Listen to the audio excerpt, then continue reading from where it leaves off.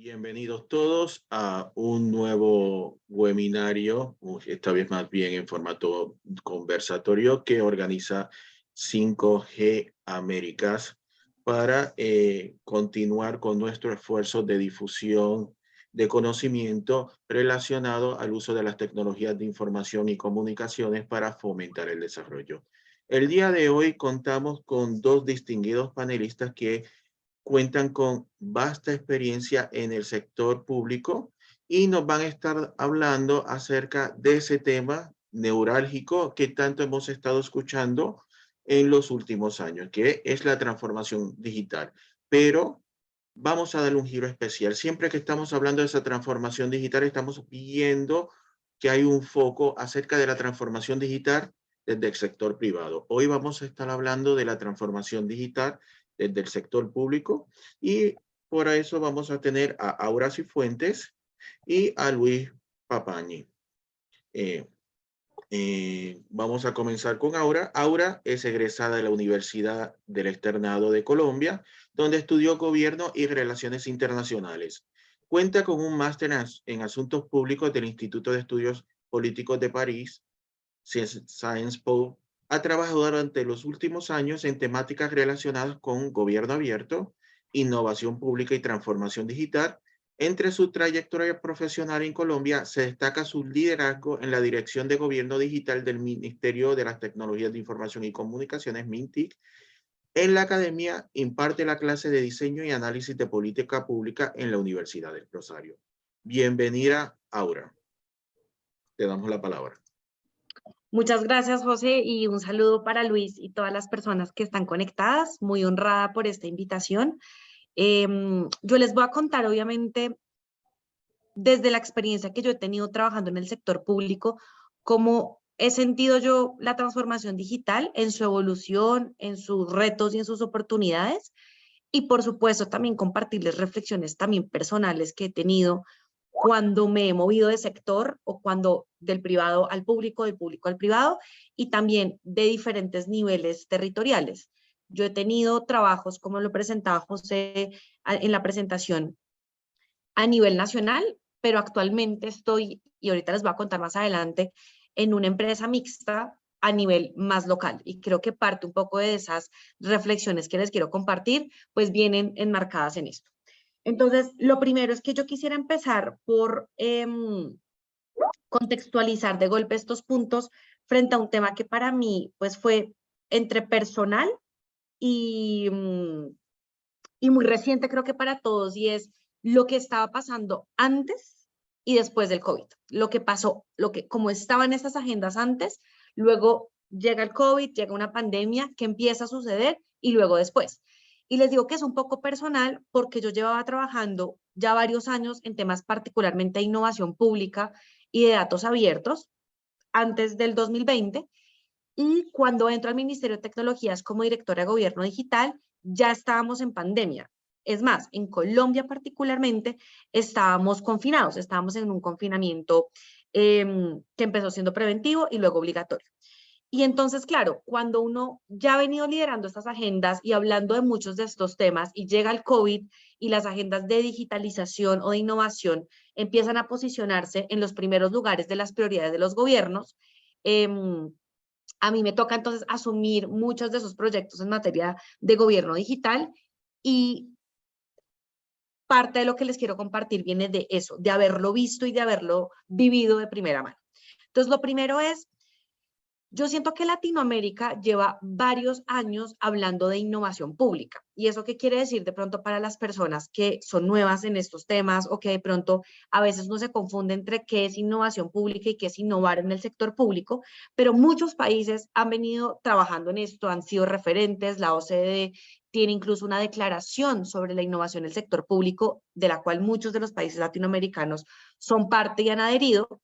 Hay laboratorios de innovación a nivel nacional, hay lineamientos de política pública que básicamente desde hace más o menos unos 8 años llevábamos manifestando la importancia de que el sector público diseñara mejor los proyectos y empezara a tomar enfoques desde metodologías ágiles, muy inspiradas en el sector privado, hasta enfoques de poner en el centro de los proyectos, a la ciudadanía, a los usuarios, un discurso de que necesitábamos experimentar, de que necesitábamos entender que en la prueba y el error pues se aprende mucho, y lo que ocurre muchas veces en los proyectos públicos es que nosotros diseñamos y abrimos a participación ciudadana ciertas de las soluciones o iniciativas que vamos a llevar a cabo, luego lo implementamos y al final volvemos a preguntar a la ciudadanía cómo le pareció. Y aquí, en esa lógica de experimentación, muchos equipos en América Latina llevaban fomentando un discurso de necesitaríamos más bien es que en la implementación encontremos buenos mecanismos de retroalimentación, buenos mecanismos de iteración para que no tengamos que esperar al final de que un proyecto se termine para saber si funcionó o no funcionó. Este discurso mucho antes de que el COVID llegara. Y llega el COVID, que además entra en la categoría perfecta de lo que motiva a hablar de innovación pública, y es los problemas de hoy en día son más complejos que antes y tienen un alto grado de incertidumbre. Por eso hay que innovar. Y llega el COVID. Y creo que el COVID aplica perfecto en esto. Es un problema muy complejo. Muchos de los países durante los primeros meses experimentaron respuestas, soluciones, comunicaciones, porque no estábamos preparados, no sabíamos cómo manejar una pandemia de ese tipo, esa emergencia sanitaria, y con un alto grado de incertidumbre.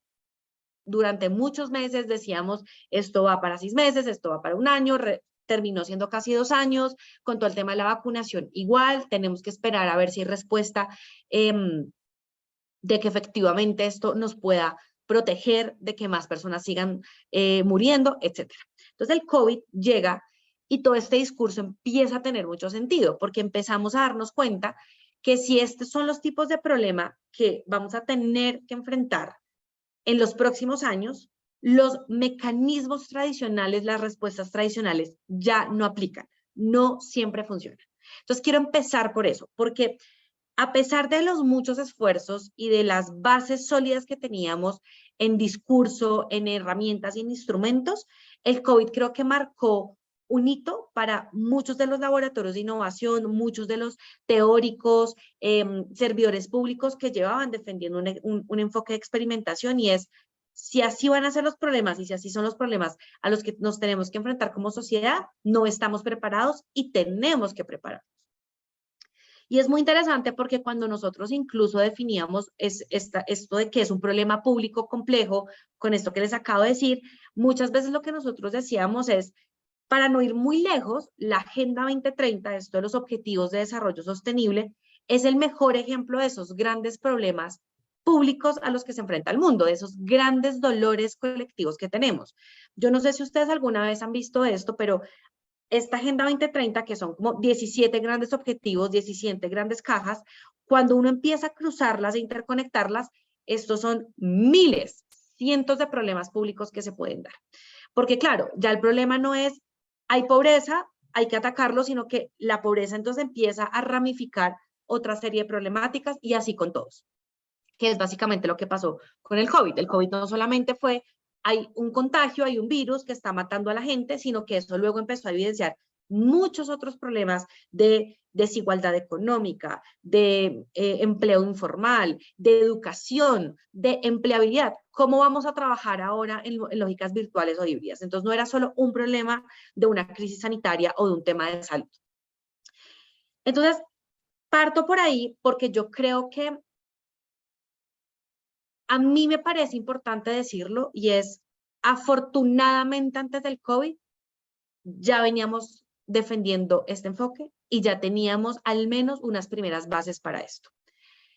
Hubiese sido muy problemático llegar a esa situación sin siquiera haberse pensado que implicaba experimentar, innovar, pilotear. ¿Qué quiere decir un piloto en el sector público con recursos públicos? ¿Cómo se contratan insumos o proyectos de política pública en temas de emergencia sanitaria?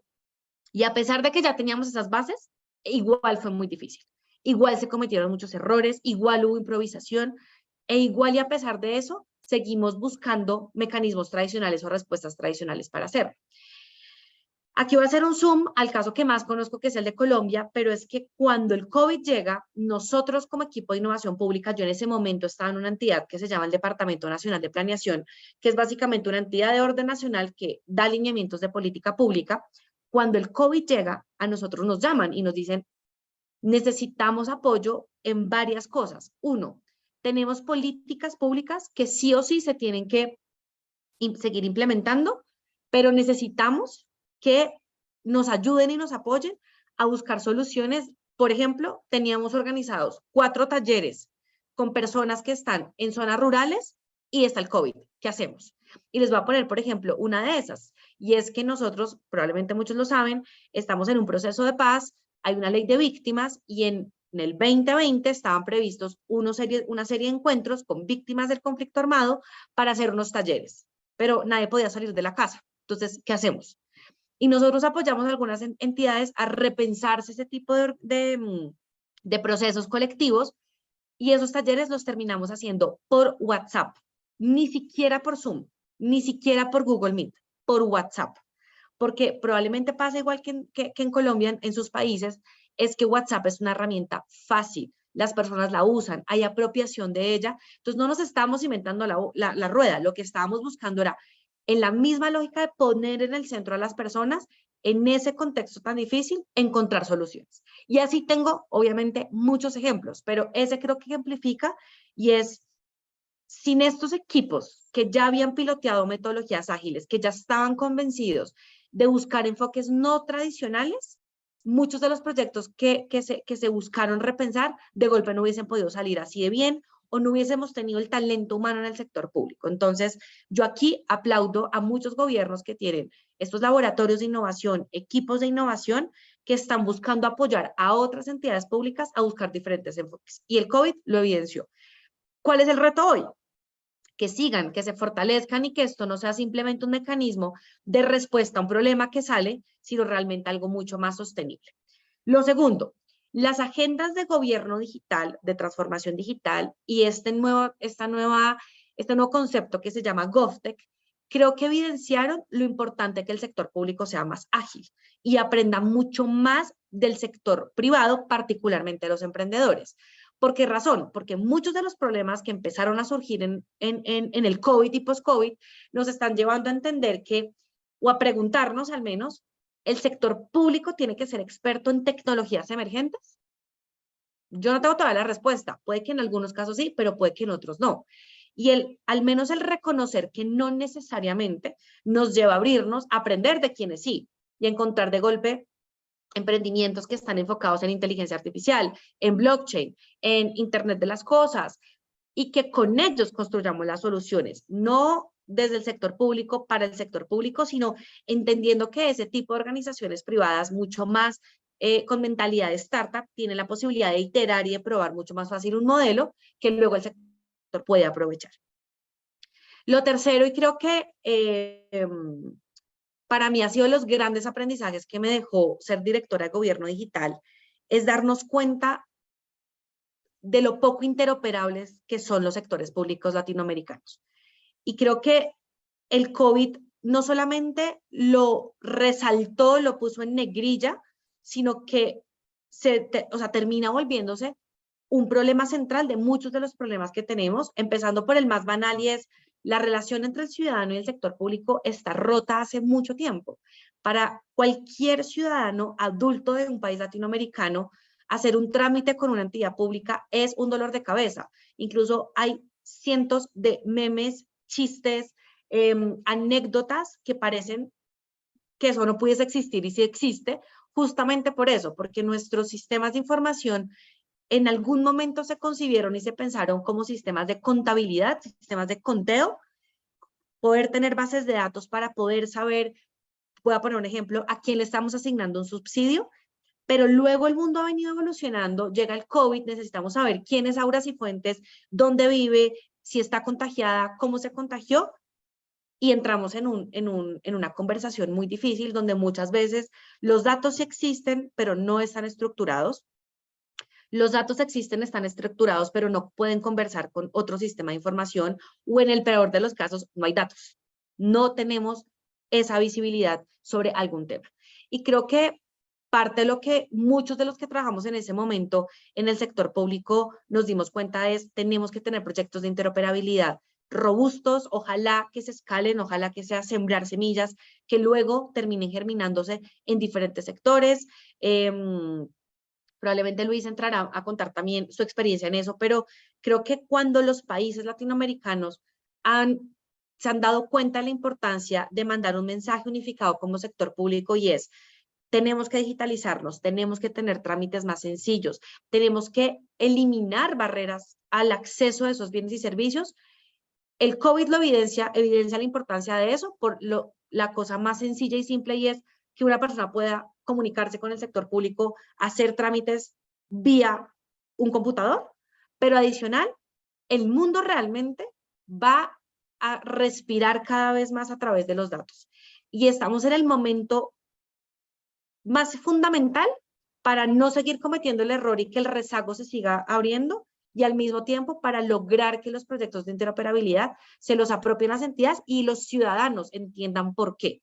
Porque obviamente alrededor de esto hay muchos mitos, hay miedos, la gente no quiere que uno capture información de manera ilegal o de manera no ética, y todo eso al mismo tiempo en una conversación de interoperabilidad, pues es el momento para abordarlo, y creo que esa es una tercera reflexión que a mí me parece muy importante y que ahora que estoy en el nivel local volvemos a tenerla.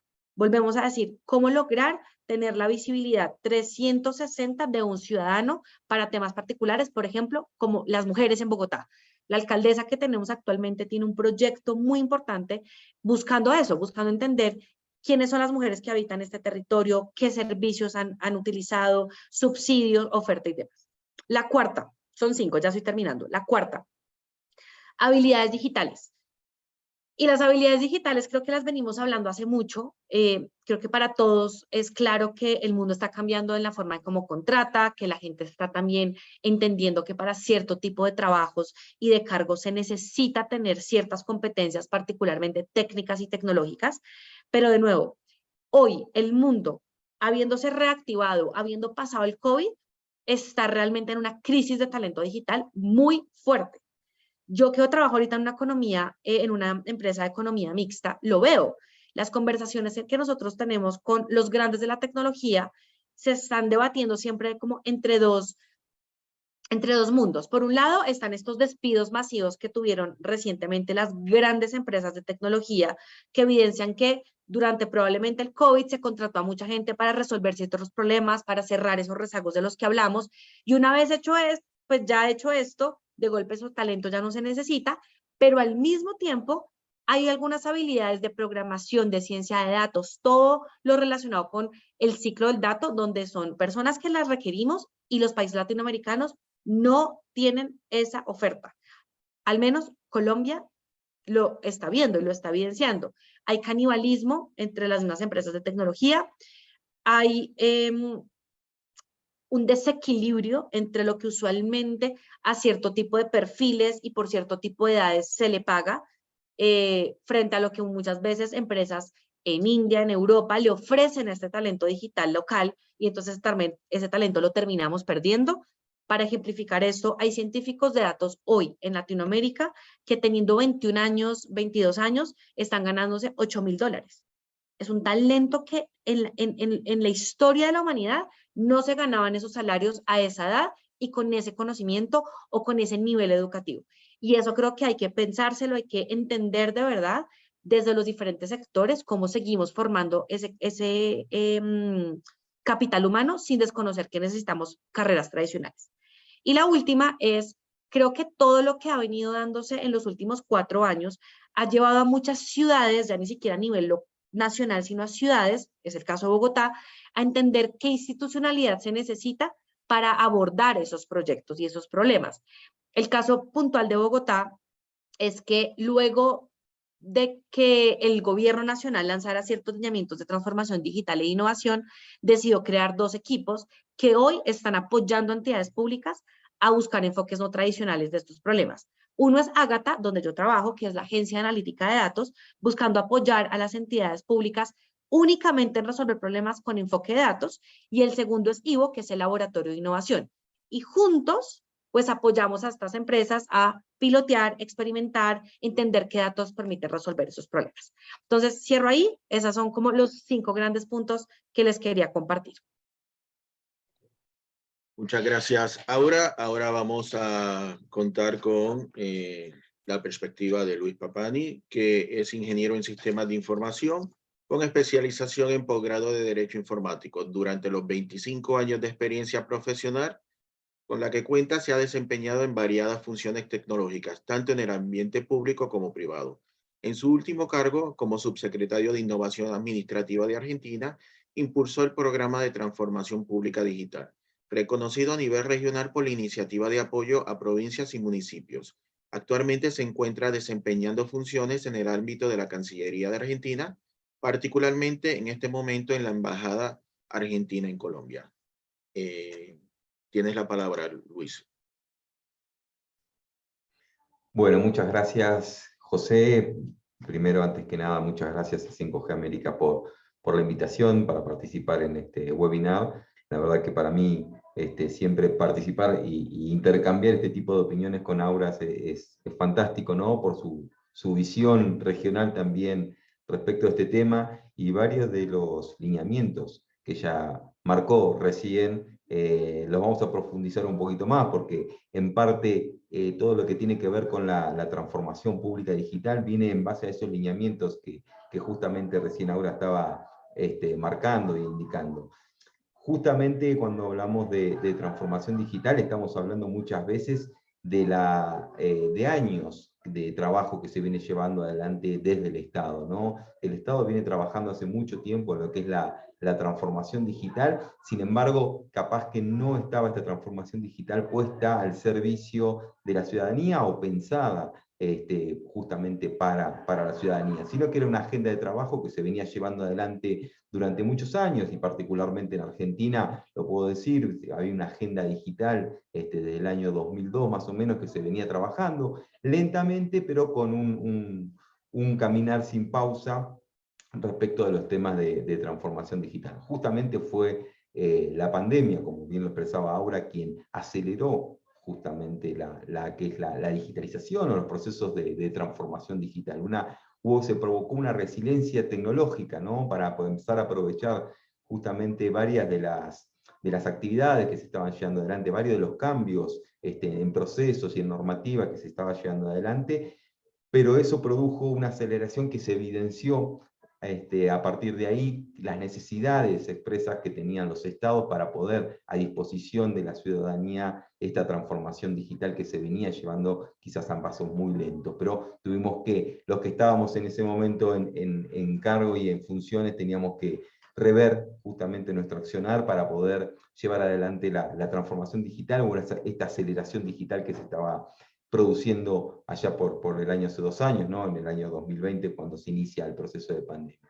Y justamente eso quedó evidenciado que ahora que los sectores públicos de todo el mundo enfrentan una combinación de desafíos complejos, ¿no? Que existen este replanteamiento de las capacidades estatales para trabajar en las soluciones. Temas como el cambio climático, la desigualdad social, el avance territorial, el futuro del trabajo, la productividad, o las mismas agendas de equidad de género e inclusión, son parte de la agenda pública hoy en día en casi todos los países de Latinoamérica, seguramente en casi todos los países del mundo son parte de esa agenda pública. Y justamente la transformación digital del Estado es quien permite construir estas capacidades de una manera mucho más ágil, mucho más flexible, mucho más responsiva, porque atraviesa lo que es la transformación digital, todas estas aristas que hoy son parte de la agenda pública de la mayoría de los gobiernos de Latinoamérica.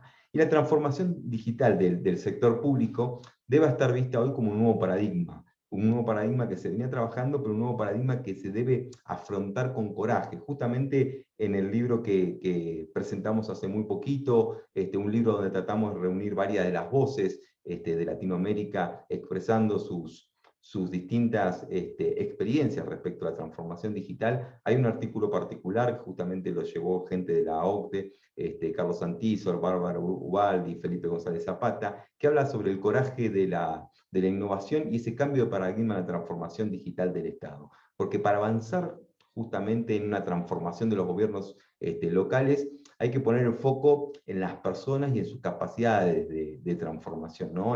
Hoy es importante resaltar el eje en las personas o en el centro, como las personas como capacidad para para transformación, ¿no? Como personas activas que trabajan justamente en esta transformación digital, y es importante fortalecer esas habilidades cognitivas y no cognitivas, ¿no? Como el factor más potente para mejorar las posibilidades económicas de la persona, el desarrollo productivo del país, el funcionamiento armónico de toda la sociedad. Justamente el conflicto hoy entre la equidad y la productividad que producen esa desigualdad que tienen los desarrollos de las personas, las habilidades de las personas. Por eso es importante también el desarrollo del talento, ¿no? en esta transformación digital, porque si no ponemos el eje en las personas, si no focalizamos el eje ahí, no vamos a poder hacer el desarrollo de la transformación digital que venimos queriendo llevar adelante en los distintos países de Latinoamérica. ¿Y cuáles son, cuando hablamos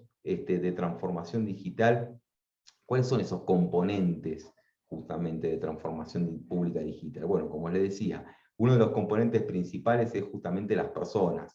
El eje de toda la transformación digital debe estar centrado en las personas, pero tampoco tenemos que descuidar otros dos componentes, como son los procesos, que evidencian justamente la capacidad de interacción de las personas para con el Estado, y los sistemas que se usan a final de cuentas como los medios para poder llegar a incorporar esos procesos en formato digital en base a tener a las personas como centro. Todas estas transformaciones tienen estos aspectos con distinto peso, con distinta inversión, pero cada uno tiene su interacción importante en un proceso de transformación digital.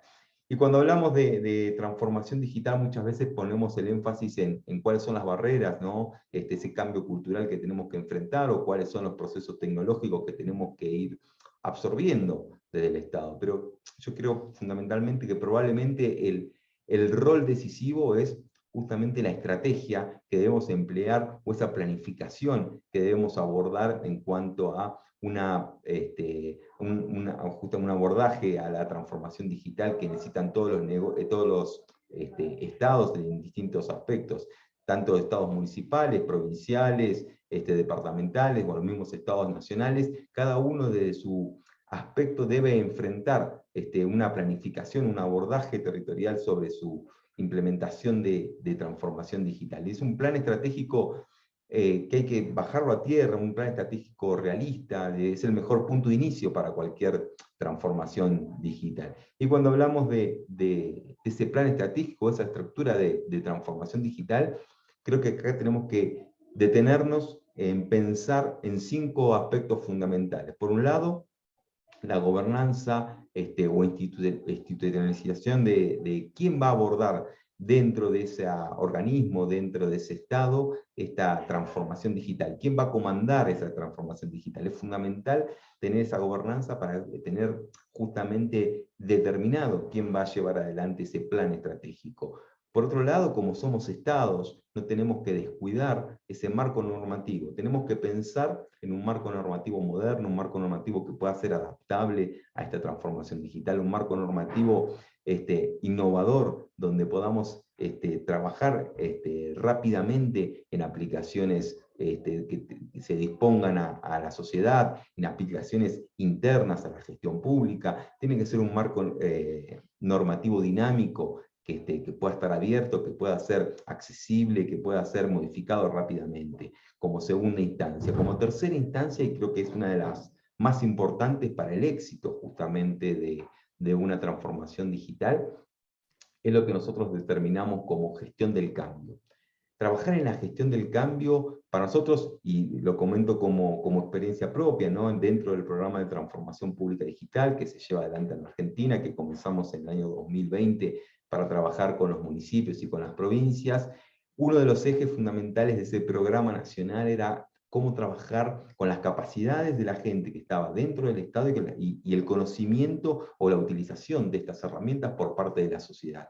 Esa gestión del cambio, ese acompañar tanto a los agentes públicos que se ven jerarquizados en su trabajo, no es un abordaje que vamos a invadirle el trabajo a la gente pública, sino que acompañamos justamente a los agentes públicos a modernizar su trabajo, a jerarquizar su trabajo, a tener nuevas herramientas de empleo. Bueno, todo ese cambio organizacional que debe llevarse puertas para adentro del Estado, se ve impactado también puertas para afuera en la ciudadanía, en cómo la ciudadanía empieza a relacionarse con el Estado de otra forma, ¿no? Una ciudadanía que por lo general nos viene demandando a los que tenemos funciones dentro del Estado, ese cambio, ese paradigma, esa utilización de herramientas digitales, esa más dinámica conversación justamente con los estados para poder llevar adelante sus trámites y sus servicios digitales, ¿no? Que justamente los servicios digitales es el cuarto punto de esta estructura de transformación digital.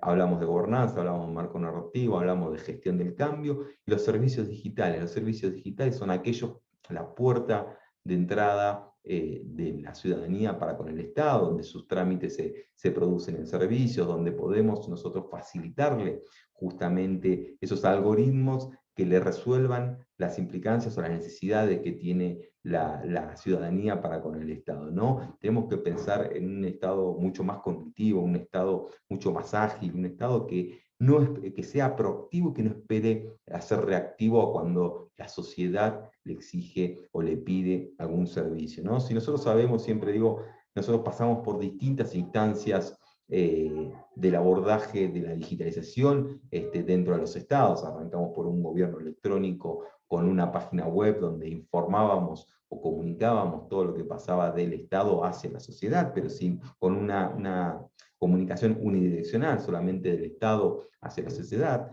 Luego de ahí pasamos a una instancia bidireccional, ya con un gobierno digital, donde la interacción se empezaba a hacer un poquito más fluida, donde empezábamos a tener formularios de contacto, donde podíamos intercambiar con la ciudadanía información a través de correos electrónicos. Desde ahí atravesamos, y lo que seguramente estamos viviendo hoy, que es el gobierno inteligente, un gobierno donde con una gran cantidad de información, con una gran cantidad de datos que la ciudadanía le aporta al Estado para poder llevar adelante sus trámites, este gobierno debe profundizar en ese análisis de datos y explotarlo de tal manera de tener la información y poder brindarle mayores y mejores servicios a la ciudadanía. Y a partir de ahí tenemos que pensar en un nuevo tipo de Estado, un Estado cognitivo, un Estado que sea proactivo, un Estado que tenga servicios digitales inteligentes que vayan por delante de las necesidades que tiene el ciudadano y dé respuestas previas a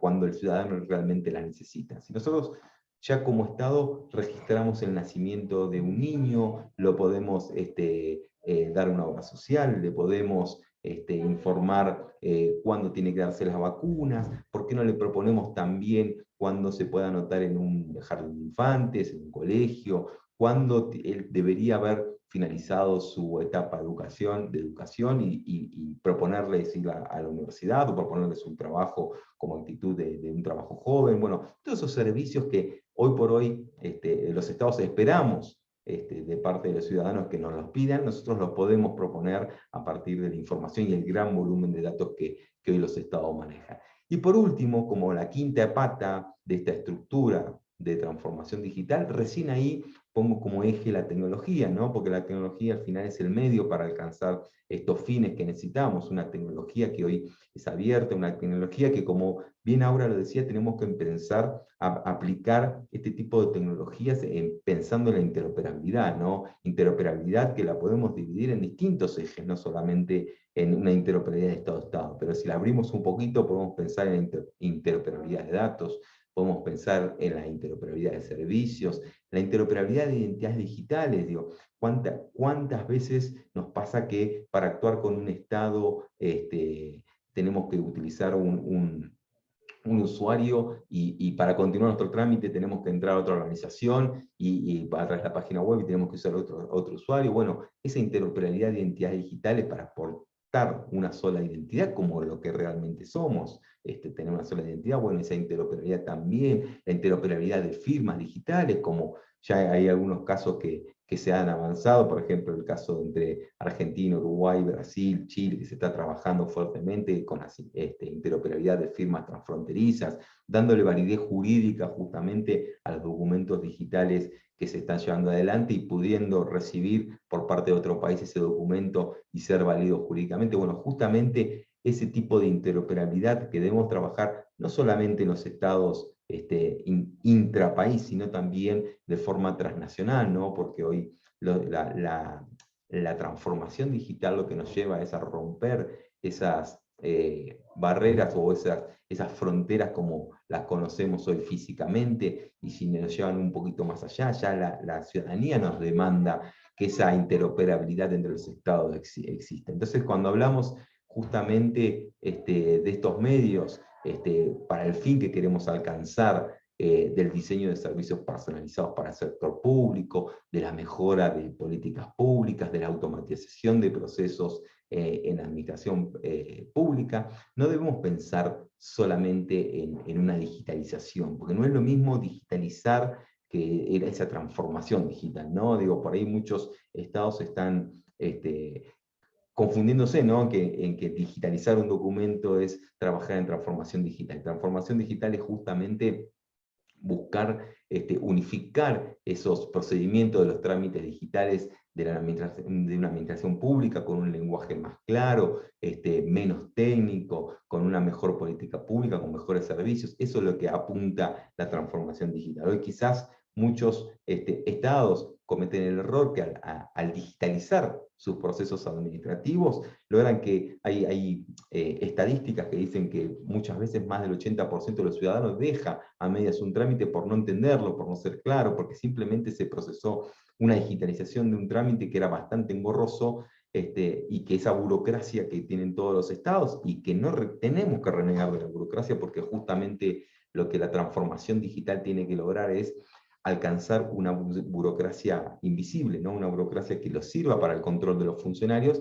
pero que al fin de cuentas sea invisible para la ciudadanía. Por eso tenemos que apuntar a que estos medios que nos da la tecnología alcancemos el fin de dar mejores diseños y mejores servicios personalizados. Y cuando hablamos de los medios y queremos hablar de temas de tecnología, quizás tenemos que pensar en esa divergencia tecnológica, ¿no? que hoy es de esa tecnología emergente que se nos está imponiendo a través de la tecnología para aplicar en esta nueva transformación digital, que podemos hablar de blockchain, podemos hablar de inteligencia artificial, que la inteligencia artificial quizás no es nueva, porque cuando hablamos de inteligencia artificial tenemos que pensar en esas acciones cognitivas que tenían los científicos hace mucho tiempo cuando hablaban de las redes neuronales y la comunicación de las redes neuronales.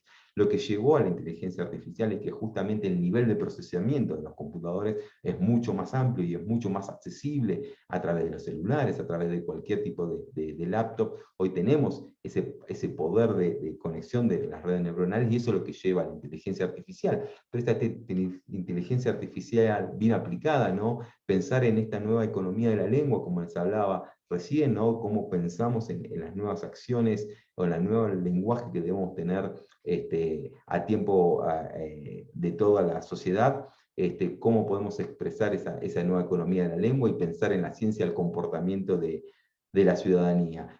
Y como último elemento de la divergencia tecnológica, IoT, ¿no? Las herramientas que hoy nos ofrecen todas las tecnológicas para trabajar, sin descuidar, como este último punto, sin descuidar la ciberseguridad, que me parece un rol fundamental para tener en cuenta también esta transformación digital. Por eso creo que esta visión integral es la que apoya justamente las transformaciones digitales del Estado desde el punto de vista tecnológico.